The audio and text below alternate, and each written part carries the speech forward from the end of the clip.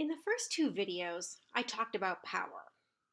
Power is the capacity to influence someone to do something.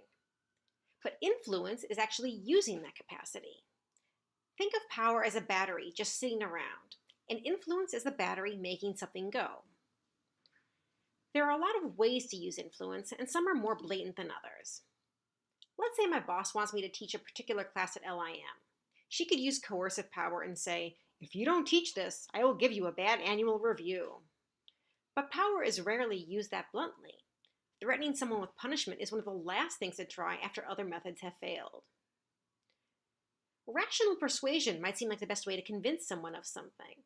After all, who wouldn't be convinced by logical argument? Actually, it often doesn't work very well. It's a good way to influence someone who doesn't have strong feelings to begin with. But as you've probably seen in online arguments, it's not good at influencing people who already have strong opinions. Nevertheless, in the business world, we use it frequently, particularly in management.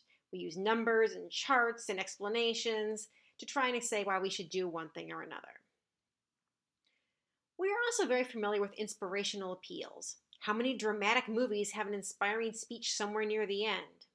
As touching as they may be, they're not appropriate every time you want to influence someone. Imagine if you had to give an impassioned speech every time someone asked you to pass the ketchup. While the book talks about several other tactics, and it's important to be familiar with them, what we mostly use in the workplace is legitimizing tactics. That is, we accept that our supervisor has legitimate authority, and so we do what they ask without them having to point that out.